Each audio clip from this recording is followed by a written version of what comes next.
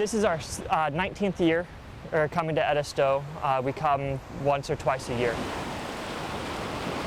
It's really the one time where we can all get together, since we're so scattered. Right next to where my sister's walking, and in that pile of sand is where they're saying they found it. It was soaked. There's still salt all throughout it, but I was able to open it up in the back and got out the memory card. Oh, I think it's important. It's amazing that Sean was able to find the family and get those pictures back to them. 1,800 photos, family photos on it. As a photographer, I was thinking if it were my camera, I'd at least want the memory card back. So I jumped on the social media,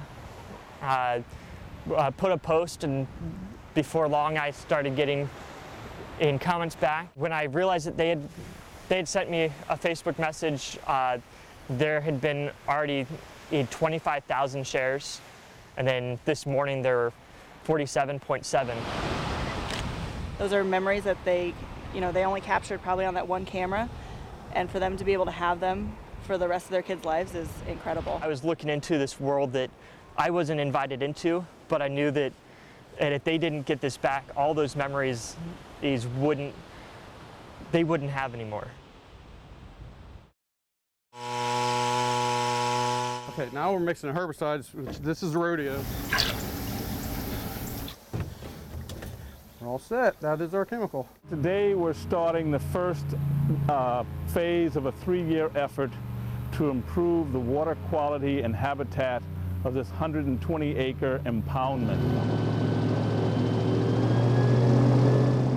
A crew is starting to spray a very environmentally friendly herbicide to kill the cattails, which over the last few years has choked this impoundment. Everything out there you see are cattails, and once there's so many of them, it becomes a monoculture and not much lives in there. They're going to get rid of the non-native species, have more natives in there, open it up a bit so more different wildlife can utilize the rice field. Our guests come to see wildlife. So this is part of a long, long legacy of preserving this property for the next generation. That ain't moving. Well, we got stuck in the cattails.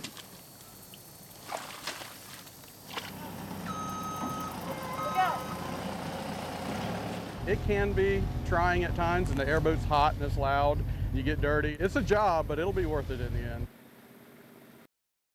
Advise him we're gonna have divers in the water here in about 40 minutes. This is the side scan sonar. We use it to search the bottom for not only sunken vessels, vehicles, sometimes people when we're doing recoveries. Last week, our latest removal project here in the Ashley River got underway in partnership with the City of Charleston. If you can see in the picture right here, we just passed by an item right here.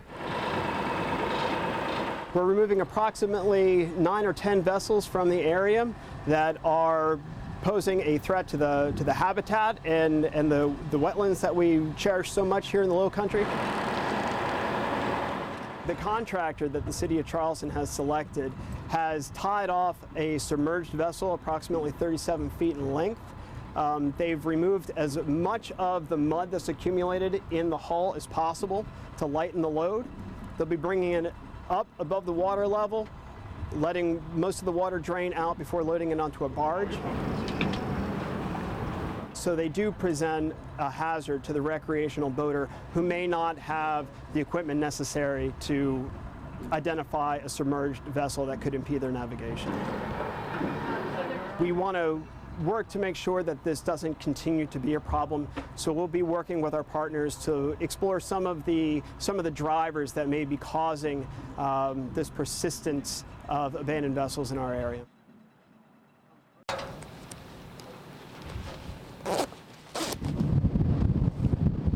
It's a short trip to the Cape Island dock, but the adventure has just begun. Ready for this? The safari part of the trip. We store an ATV and trailer out on the island, and so they're retrieving that to bring it around here so we can load up our gear. Now it's time to head to the beach so the work can begin. So 9:23. Checking for any nests that have hatched recently since they've come out here, which would be yesterday. We're also looking to do some inventories. After a nest is hatched, we wait 3 days and then we check to see what the success of the nest was. When I was here Saturday, it hadn't hatched yet. This is where it collapsed and the hatchlings came out. There were more than 1,900 nests on the refuge this year, and almost half had to be relocated. Severe erosion on this island, and due to that we have to relocate a good percentage of the nests that are laid out here. And when we relocate, we only have so much habitat that we can put nests in, and that's why we condense them into hatcheries. Not only a way to maximize our habitat that's available, but also protect them from predators such as the raccoon. Checking on each nest is time-consuming, scooping out the sand, counting the shells from the ones that hatched, as well as counting the bad eggs. And occasionally, they find a hatchling that hasn't made its way out yet. A lot of physical labor, and you can see logistically what it takes to even get out here. And at the end of the year, they see that little hatchling, and they get to hold it in their hand and watch it crawl to the ocean.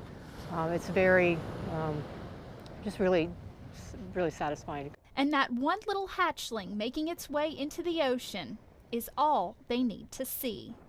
Sonia Stevens, ABC News 4.